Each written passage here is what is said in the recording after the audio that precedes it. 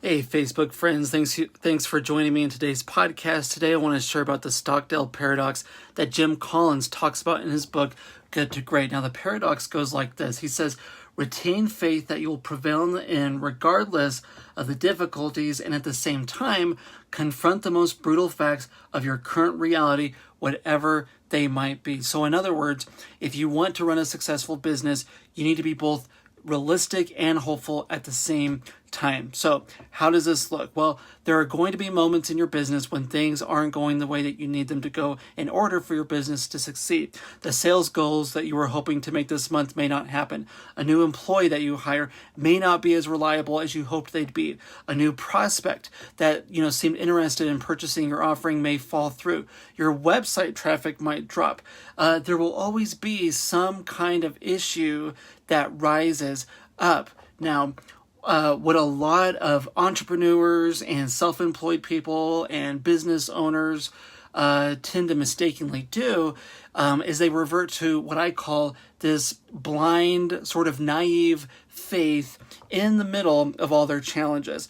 They'll say things like, well, I know this month was bad, but I'm optimistic next month will be better. Or I know this employee has had a bad attitude, but I'll just give them, a few weeks to kind of cool off and settle in. Or they'll say, I know the rate of new customers has dropped recently, but, I'm betting that it'll pick up soon. In other words, we allow our optimism to cloud the reality of what's happening.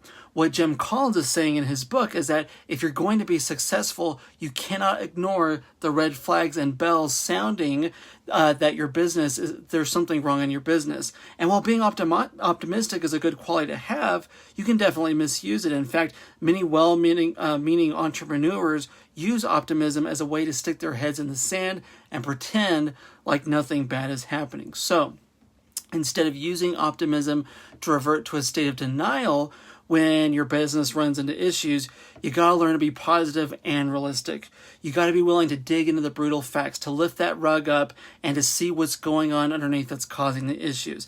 Now, this can be very difficult to do, especially if you don't like conflict. But when you mix optimism together with brutal honesty, you will get better results for your business. You'll begin to identify areas you can improve in. You'll find steps you can take to help your team improve.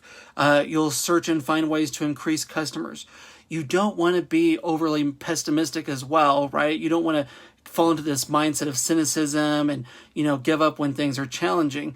But every new business owner is going to encounter hurdles within their business. So you got to learn to have a healthy balance of both hopefulness and honesty when it comes to evaluating your business. And when you do, your company will be more successful. Thanks for watching.